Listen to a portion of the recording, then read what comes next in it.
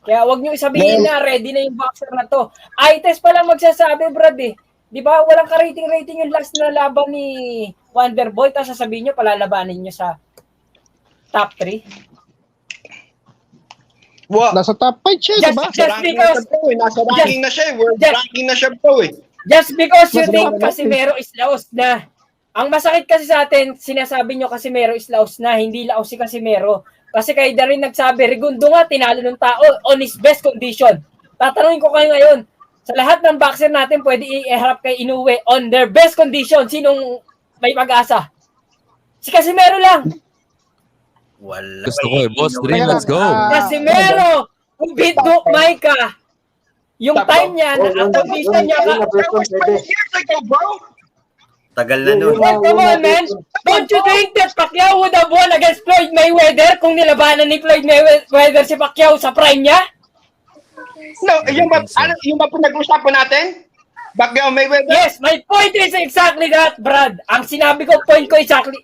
Kung nilabanan ni Casimero at naglaban si Inoue at si Casimero nung after kay Duke Maika, do you think Casimero would lose? Yeah, man. No, why, man? Yes. He couldn't touch. Oh, come on! Problema natin sa mga Pilipino na boxer, no? Lagi natin iniisip, sana may next Manny Pacquiao na.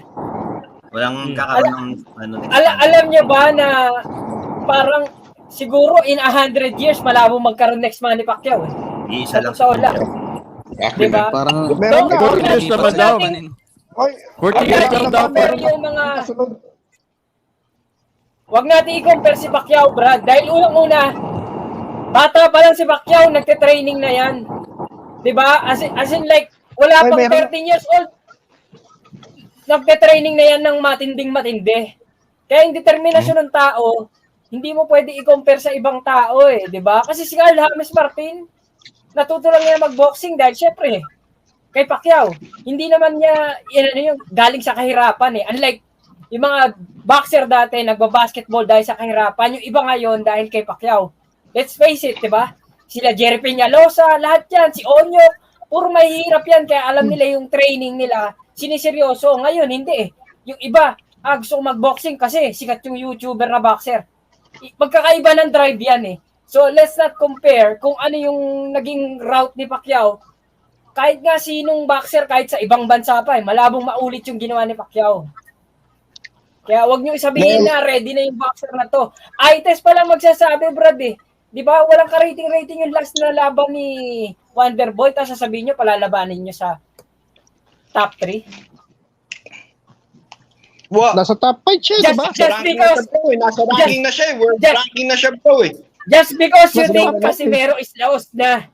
Ang masakit kasi sa atin, sinasabi niyo Casimero is laos na, hindi laos si Casimero.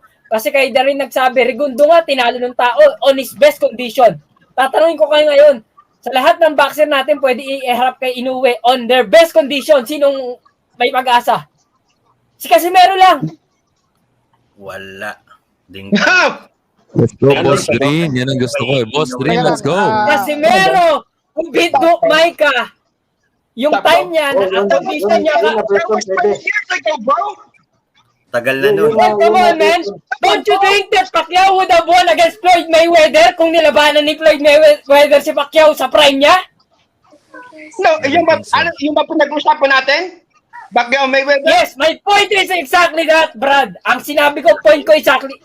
Kung nilabanan ni Casimero at naglaban si Inoue at si Casimero nung after kay Duke Maika, do you think Casimero would lose? Yeah, man. No, why, man? Yes. He couldn't touch. Oh, come on! He wouldn't touch Inoue, bro. He wouldn't touch Inoue, bro. You believe that? Do you think after? Eto, tatanungin kita. Kung naglaban si Pacquiao at si Mayweather, after Cotto, sa tingin mo matatalo si Pacquiao? All I'm saying is that I don't think so. you don't get the point, Brad. You don't get the point. The point is, you cannot tell. Dream, you cannot their tell. best years, best years nila, di ba? Ang best years nila is their peak. Let's say, peak Casimero is after Duke Maika. No? We cannot say na, Inoue, alam naman natin, after pa lang nung Briton, pinatawag na ni Casimero si Inoue. Di ba? Kaya nga natawag na turtle kasi he's Kasi, backing bro, Casimero. Let's not Dodring, forget kasi that, ganito. Brad. Sorry, bro. Excuse Drin ha. Let's Kasi agree to ganito lang disagree. din yan. Sabi mo Kahit nga, walang problema si Carl- dati si Casimiro and ano, sabi mo nga, si Carl Hindi Harris, mo Carl tatanggi Harris si Martin, Inoue.